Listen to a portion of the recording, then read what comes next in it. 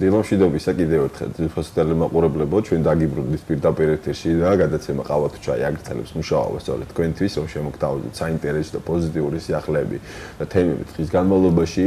მე როგორც დავაანონსე, დღეს ჩვენ ვისაუბრებთ არჩევნებზე და სწორედ არჩევნების თემატიკა იქნება ჩვენთვის ძალიან მნიშვნელოვანი დღევანდელ დღეს, იმიტომ რომ თქვა წვეთს იმ ბედს, რომელსაც ჩვენ ქვეყნის წინსვლა და წარმატება შეუძლია და ასე შემდეგ არ ვიდაოთ ამაზე. ყველა სხვადასხვა პოზიცია აქვს. მე კი ამჯერად შემოგთავაზებ ქუთაისელი ერთ-ერთი წარმატებული ახალგაზრდა სტუდენტის ასთა პოზიციას, ამასთან დაკავშირებით დღეს ჩვენი სტუმარია ახალგაზრდების სახელმწიფო უნივერსიტეტის სტუდენტი ბატონი ნიკა ჭეიშვილი. მოგესალმებით ბატონი ნიკა, დილომშვიდობისა. სასიამოვნო და პოზიტიურ დღეს გისურვებთ და გისურვებთ რომ ამ ყველაფერს რომელიც დღეს მიმდინარეობს სასიამოვნოდ და ეს თქვა ექსცესების გარეშე ჩაელოს.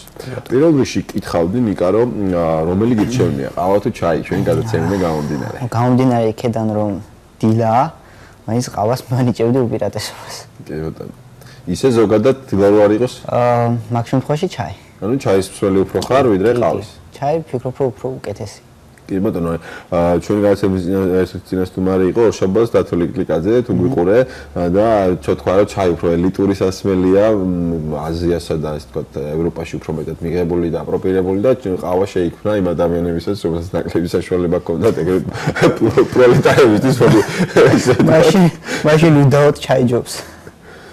კი ბატონო. მოდი უკვე გადავიდეთ უშუალოდ ჩვენს თემაზე. დღეს არჩევნებია და შენ როგორც ვიცი, ხარ ჩართული ამ თემებში აქტიურად და შენთვის ძალიან მნიშვნელოვანია ჩვენი ქვეყნის ბედი. რა სიტყვით დღევანდელ დღეზე არის ეს დღე კი ის, რომელსაც როგორ მნიშვნელობასაც ანიჭებენ ზოგადად ადამიანები და პოლიტიკოსები, რომ ჩვენი მომავლის გადაწყვეტა შეუძლია ჩვენი ბედის ესე ვთქვათ ჩარხის დატრიალება წინ ან უკუღმა როგორც ამბობენ. პირველ რიგში უნდა აღვნიშნოთ აუცილებლად რომ არჩევნები ეს არის ის დღე, როდესაც თითოეულმა ჩვენგანმა უნდა დააფიქსიროს თავისი პოზიცია. შესაბამისად, აქედან გამომდინარე, რა თქმა უნდა, მნიშვნელოვანი ისტორიული დღე არის, ადამიანები აკეთებენ არჩევანს თუ ვინ უნდა იყოს მომდევნო წლების განმავლობაში სახელმწიფოს მთავარსარდალი. ხა რამდენად ისტორიული დღე იქნება, ამას ალბათ მომავალში გავიგებთ.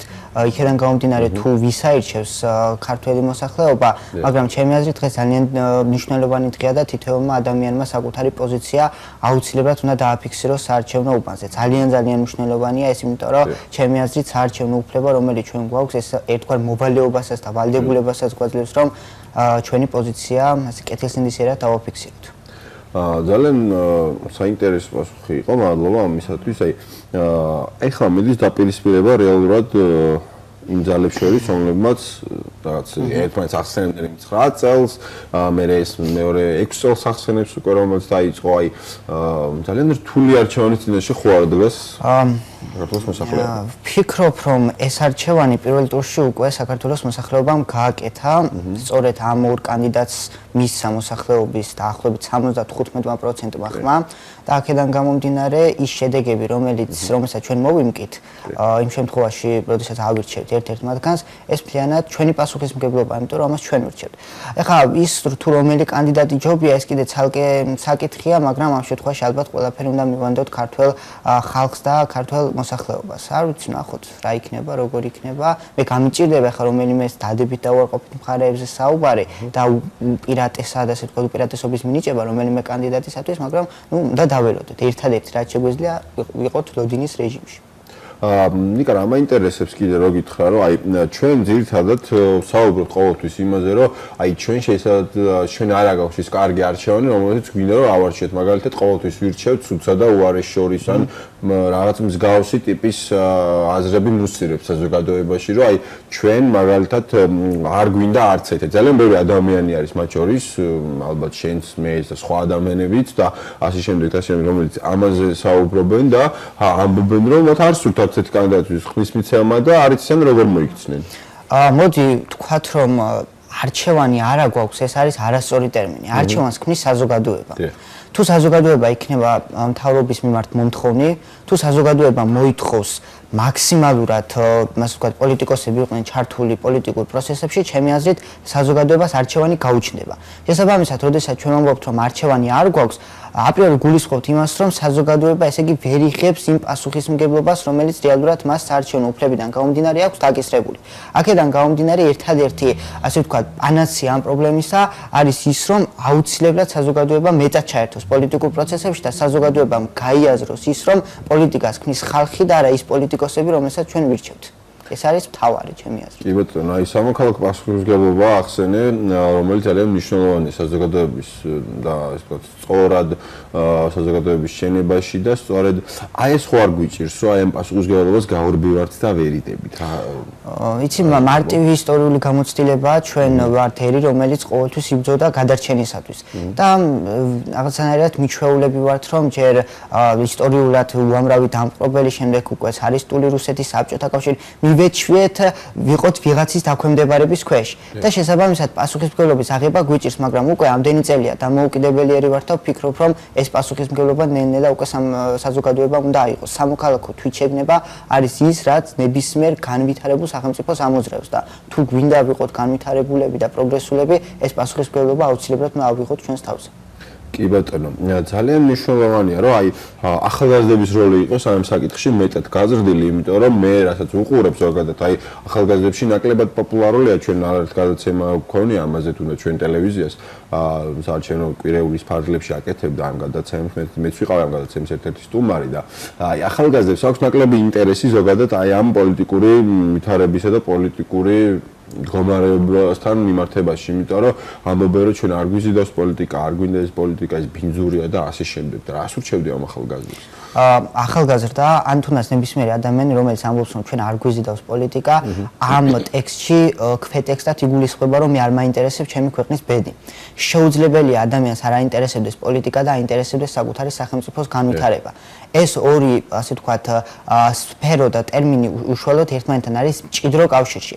შესაბამისად, ჩვენ უნდა გვაინტერესებდეს პოლიტიკა და ჩვენ უნდა ვცდილობდეთ თუ რაიმე არ მოგწონს და არსებობს ნამდვილად ეს პრობლემები გამოვასწოროთ.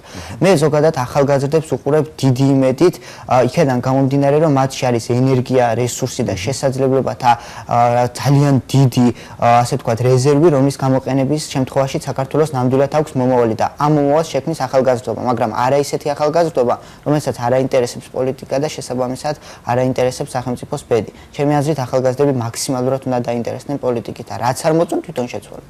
კი ბატონო, გეთანხმები იმაში, რომ მაგალითად აი არსებობს ადამიანები, რომელსაც არ უყვართ ეს პოლიტიკა და უბრალოდ ცდილობენ ყველანაირად აირიდონ თავიდან ეს პოლიტიკა და ეს სახეები, რომლებიც უკვე წლებია ჩვენს ტელეეკრანებზე, თუნდაც საარჩევნო ბილბორდებზე, პლაკატებზე არიან გამოკრული, აი მე მაგალითად უკვე მაღაზიანებს, იმიტომ რომ ამდენიმე ერთი და იგივე სახეების ყურება მართლაც მოსაბეზრებელია და შეიცვალოს მე მგონი. კი, უნდა შეიცვალოს და უნდა შევცვალოთ ჩვენ. მე ვარ ამ პოზიციაზე, თუ რაიმე დღეს პოლიტიკურ სივრცეში არ ხდება ისე, როგორც ეს საზოგადოება სურს, ეს არის საზოგადოების პასუხისმგებლობა.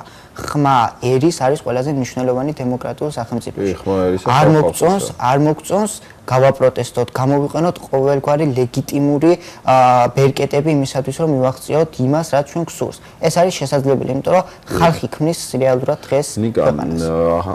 აგრეთვე ახსენე ხა ლეგიტიმური ბერკეტები და შეიძლება საზოგადოება საერთოდ არ იცის ეს ლეგიტიმური ბერკეტები რა არის და რა ლეგიტიმური ბერკეტები აქვს იმის საპირწონედ, რომ მათ რაღაცა, ასე ვთქვათ, ბერკეტები და რაღაც მართვის და კონტროლის მექანიზმები გააჩნდეთ ხელისუფლების მიერ. საზოგადოებას და თითოეულ ინდივიდს იმაზე უფრო მეტი ბერკეტი გააჩნია, ვიდრე რეალურად ეს მათ წარმოუდგენია. ნუ სამწუხარო რეალობა, არ ვიცი, შეიძლება ეს განათლების ბრალიც არის და განათლების სისტემაში არსებული პრობლემების, ჩვენ უნდა გავითვალისწინოთ, რომ გვაქვს უფლებები.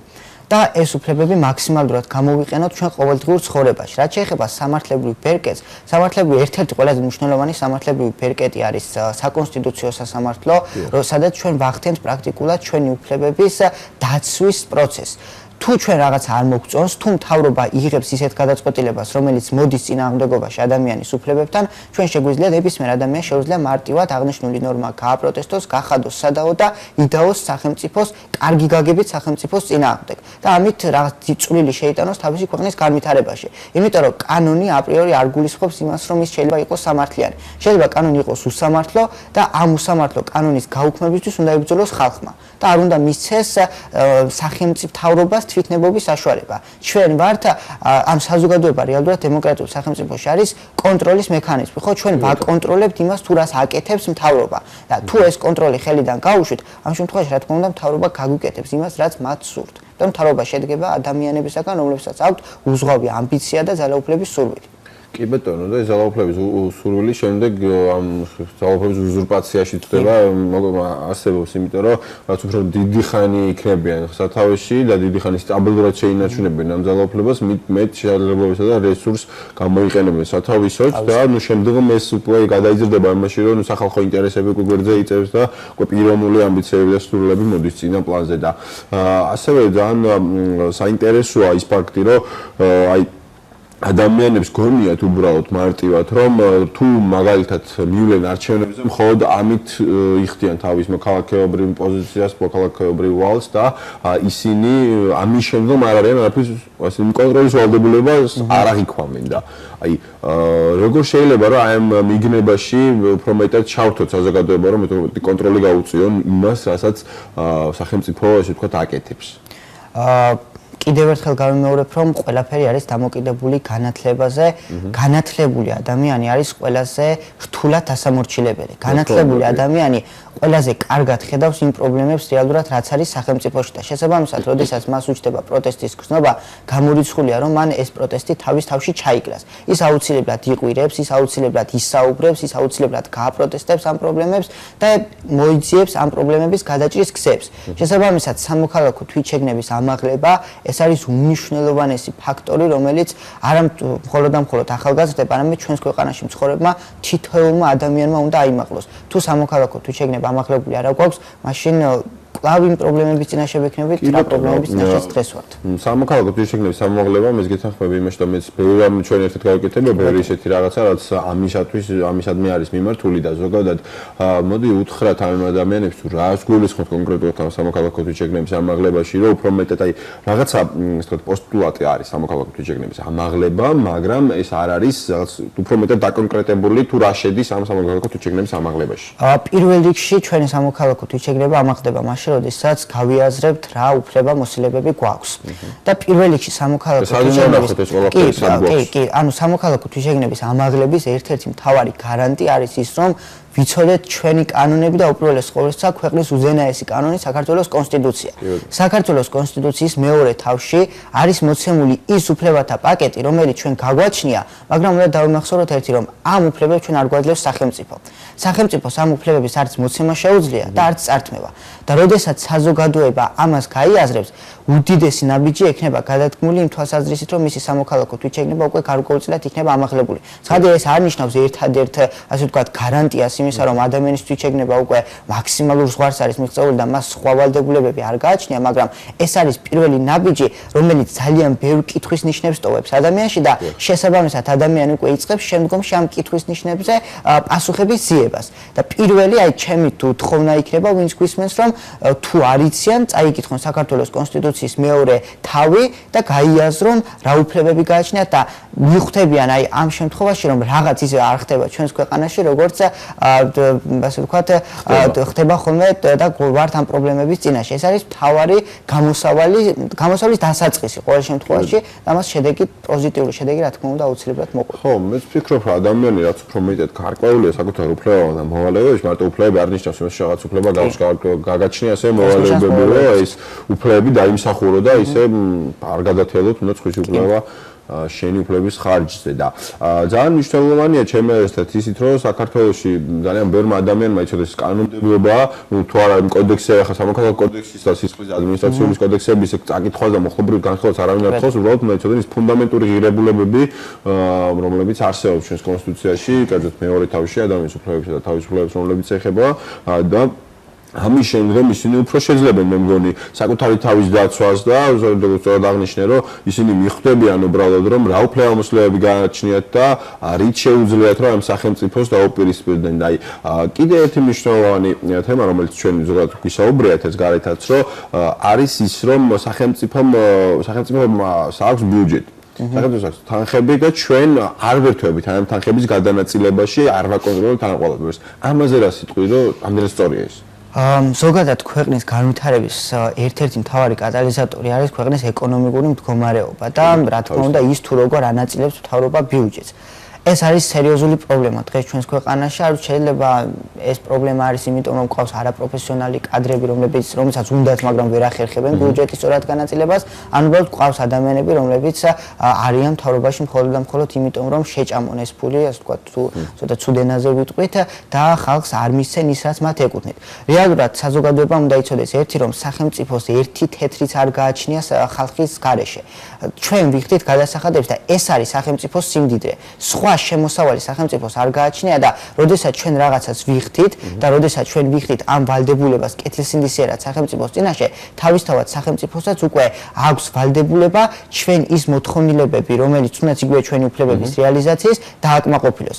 ამიტომაც აქტიურად უნდა ჩავერთოთ იგივე ბიუჯეტის განხილვაში, უნდა მოვითხოვოთ სახელმწიფოსგან ქმედი თუნარიანი ნაბიჯები და რაც ყველაზე მთავარია, ფული ვხარჯოთ გონივრულად. არ უნდა ვხარჯოთ ისეთ სფეროებში, რომელიც დღეს არის რაღაცა მეათე ხარისხოვანი და არ გვჭირდება. უნდა ვხარჯოთ ფული იქ, სადაც ეს არის აუცილებელი. ახლა მაგალითად რაც შეეხება არის ძალიან ბევრი სფერო, სადაც ფული იხარჯება არაგეგმაზომიერად, ან იხარჯება იმაზე უფრო მეტად, ვიდრე ეს არის საჭირო. მე მაგალითად ვთვლი რომ დღეს სამინისტროების ასე ვთქვათ რაოდენობა არის შესამცირებელი, გასაერთიანებელი. კი, სამინისტროს ფონზე? კი, ვფიქრობ რომ არის შესამცირებელი. აი მაგალითად შვეიცარიის მოდელი არის იდეალური, სადაც არსებობს 8 სამინისტრო და დანარჩენი თანხები, რომელიც არის გამოთავისუფლებული, ხმარდება იმ აქტივობებს, პროექტებს, რომელიც ადამიანების განვითარებას უწყობს ხელს. მნიშვნელოვანი სფეროები არის თავდაცვა, მნიშვნელოვანი სფეროები არის ჯანდაცვის სფერო და ძირითადად ამ მიმართულებით უნდა ხარჯოს სახელმწიფომ ფული და არა მაგალითად რაღაცა ატომური ელექტროსადგურებზე დახარჯოს ფული, რომელიც რეალურად საქართველოს არ გააჩნია და ეს ფული შემდეგ სად მინდის გაცმა არ იცის. კი ბატონო, აი ჩვენ განათლებაზე და სამოქალაქო ჩინელზე საუბრობდით და თემას რო გადავუხდით, თან რამდენად არის ახალგაზრდა ინფორმირებული თუნდაც სკოლიდან, თუნდაც განათლების სისტემიდან ზოგადად რომ აი ეს არჩევნები, აი ეს პოლიტიკა ძალიან მნიშვნელოვანი არის და ერთ-ერთი საკვანძო როლს თამაშობს ჩვენ ცხოვრებაში. აქ არ შემიძლია არ აღნიშნო რომ დღეს გარკვეულ ცალსახად სხვადასხვა ორგანიზაციებს აქვთ გარკვეული ტრენინგები, სადაც ბავშვებს ასე ვთქვათ აძლევენ შესაბამის ინფორმაციას. მე პირადად სკოლის პერიოდიდან რამდენიმე ასეთი ტრენინგი მაქვს გავლილი და მიმაჩნია რომ ამ ტრენინგებმა მომცა ის ინფორმაცია არა საერთოდ ყველაფერი რაც საჭიროა, მაგრამ ფუნდამენტი ჩემში გააჩინა, რომლის შედეგადაც მე რაღაცები შევისწავლე. აქედან გამომდინარე რაღაც ხელშეწყობა არის არსებობს რა თქმა უნდა განათლების სისტემაში პრობლემა, მაგრამ მიმაჩნია რომ ახალგაზრდა რომელსაც აქვს რესურსი და შესაძლებლობა თუ ის მოინდომებს ამ ინფორმაციას ნებისმიერ შემთხვევაში მიიღებს. უბრალოდ აქ არის მონდომების ამბავი. თუ ახალგაზრდა ამას მოინდომებს, ილაპარაკებს, მოითხოვს სახელმწიფოსგან ან თუნდაც ნებისმიერი სხვა ორგანიზაციებიდან, სკოლიდან და ასე შემდეგ, ის ამ ინფორმაციას აუცილებლად მიიღებს. მთავარი არის მონდომება, რომელიც სამწუხაროდ გვაკლია, იმიტომ რომ ამ სფეროში ვართ ინერტულები. ხო, აი რა იწვევს სწორედ ამ ინერტულობას?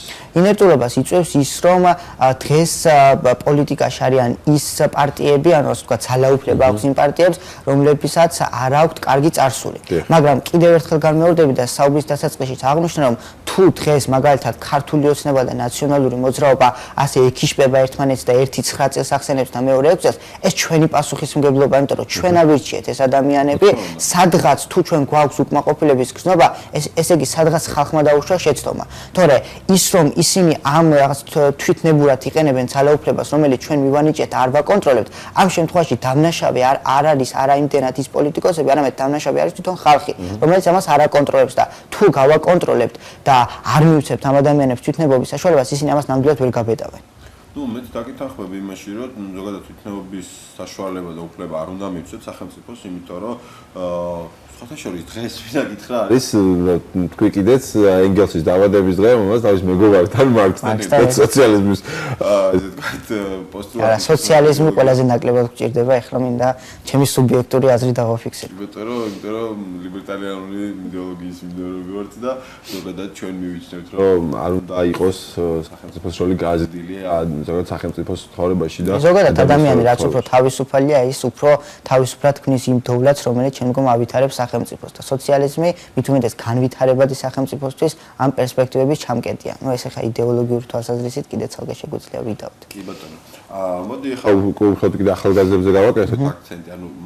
მე ვიცი რომ შენ სამართალზე სწავლობ და კოლეგები ვართ ესე ვთქვათ, მომავალი და ასე შემდეგ და ასე შემდეგ, მაგრამ ჩვენ ძალიან ბევრი ადამიანი აღნიშნავს რომ ვინც სწავლობს სამართალზე ძალიან ბევრი უპირატესობა გააჩნია, ეკუთვნით რომ მუხლების მოხობროჩეული არგუმენტების მოყვანა, ასე შემდეგ კონსტიტუცია, იქ მე ევროპული კონვენციები, ასე შემდეგ და ასე შემდეგ და ეს ყველაფერი უფრო მეტად გაახლოვებს შემდეგ იმ პოლიტიკასთან, არჩევნებთანაც, ზოგადად თემებთანაც და ასე თქონდა ამ ადამიანებს ჩვენი ბრალი ხო არ არის ესე ხდება?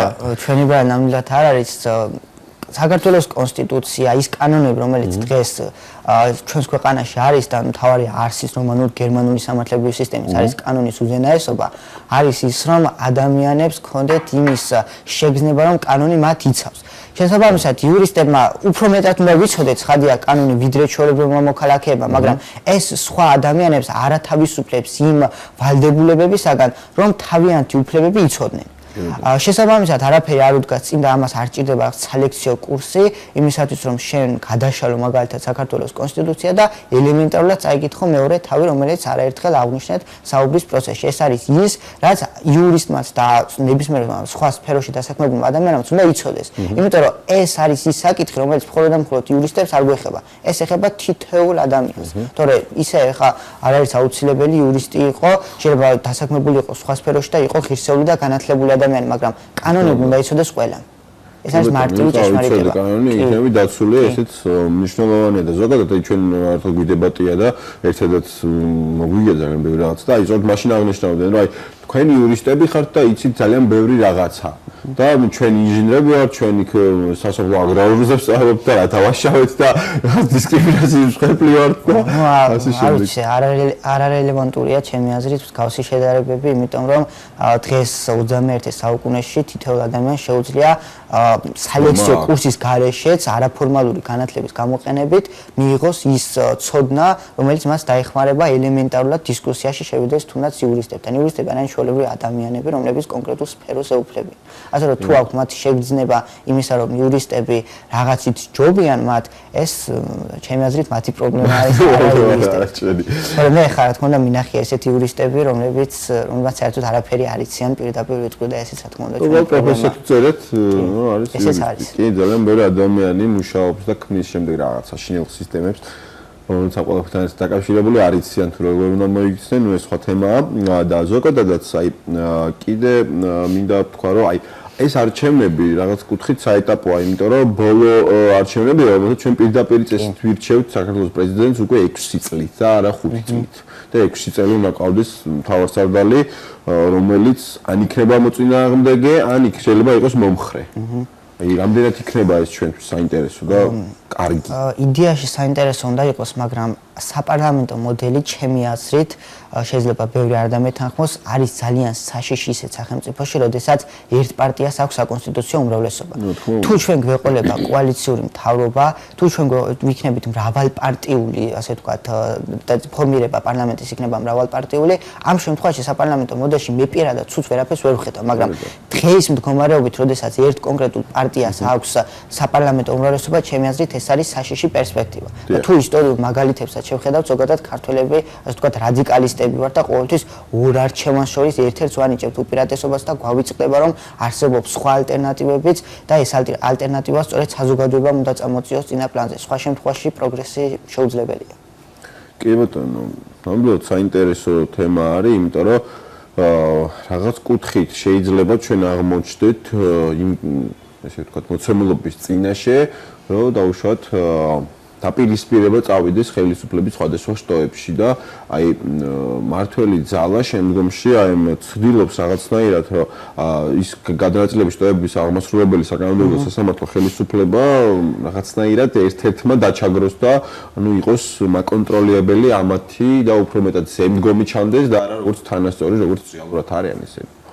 კი კი, ანუ ამ შტოების, ასე ვთქვათ, დამოუკიდებლობა და თავისუფლება, არა რა თქმა უნდა, თავაშვებულობა არის ძალიან მნიშვნელოვანი დემოკრატიულ სახელმწიფოში. როდესაც შუა საუკუნეებში სხვადასხვა ფილოსოფოსები აღნიშნულ საკითხებთან მიმართებაში დაუდნენ, მაშინაც კი, როდესაც იყო მონარქიული მმართველობა, მივიდნენ იმ დასკვნამდე, რომ ეს სფეროები ერთმანეთისაგან უნდა იყოს გამიჯნული.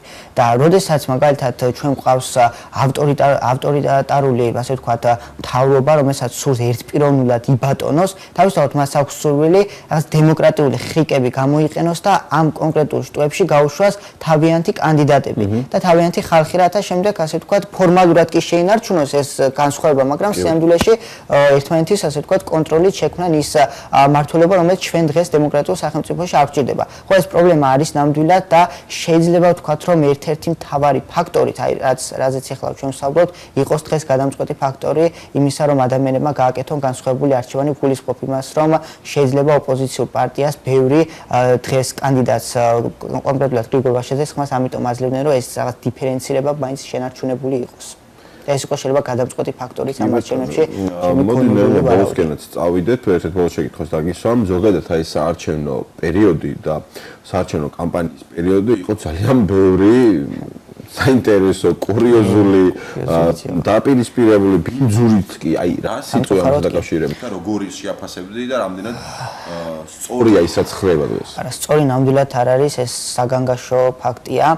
მე ვფიქრობ, რომ აი, როდესაც ჩვენ ვსაუბრობთ და ვამაყობთ იმასთან დაკავშირებით, რომ თითქოს ტარდება დემოკრატიული არჩევნები, კი ბატონო, არ ყალბდება საარჩევნო უბნებზე. მე თვითონაც მაშინ რაც გავხდი სრულწლოვანი სისტემატურად მუშაობ საარჩევნო უბნებზე, ვარ დამკვირვებელი და ვიცი რა ხდება. საარჩევნო უბნებზე არჩევნები არ ყალბდება.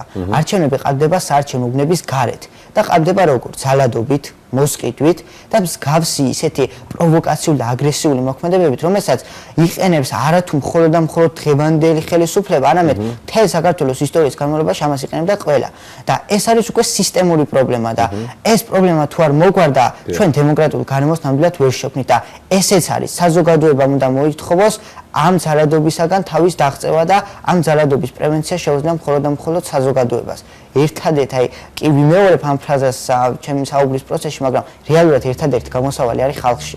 ხალხის გარდა სახელმწიფო დოულაც ვერ შექმნის. ახალგაზრდები ხედავთ გამოსავალს ერთმანეთში, ხალხში ზოგადად და აი რამდენად სასიამოვნო და მისასალმებელია თუნდაც ახალგაზრდის პერსპექტივიდან ის, რომ აი ორი კანდიდატი ერთმანეთს აბრალებს, რომ არიან რუსეთის აგენტები და ჩვენ გვაჯერებენ იმაში, რომ ან ვაშაძე არის აგენტი რუსეთის, ან ზურაბიშვილი, იმან ჩვენ საწინააღმდეგოდ რაღაცა ჩვენება, ასე ვთქვათ, გამოუვიდა სასამართლოში, აქ ეს კგბ-ში მუშაობდა და აი ეს ჯახი რამდენად ღლის ახალგაზრდობას? ძალიან გვლის და გვიჩენს პროტესტის გრძნობას, მაგრამ კიდევ ერთხელ გამიმეორდები. ერთი ყავს პრეზიდენტობის კანდიდატი, რომელიც იყო კგბ-ს ყოფილი თანამშრომელი.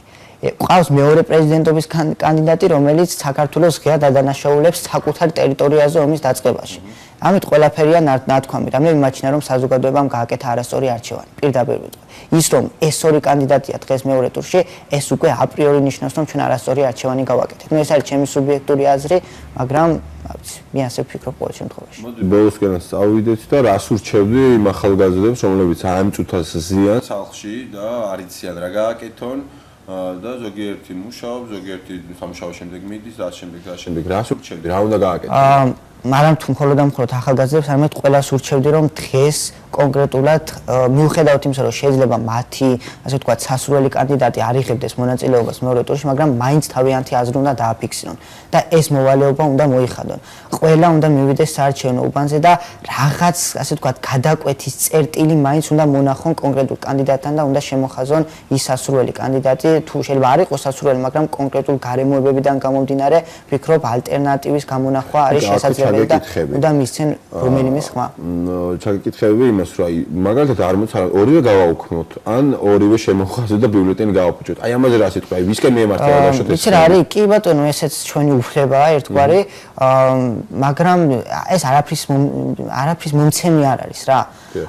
გვაუქმებთ ბიულეტენს, მაგრამ სამაგეროდ ხმები ითვლება იმ ბიულეტენებით, რომლებიც ითვლება ვარგისად. შესაბამისად, თუ მივდივართ ჩვენ საარჩევნო უბნამდე, მოდი ნუ გადავხაზავთ, ნუ რაღაცა ვანდალიზმის აქტს ნუ ჩავიდენთ, ხო? რაღაც არჩევანი მაინც გავაკეთოთ.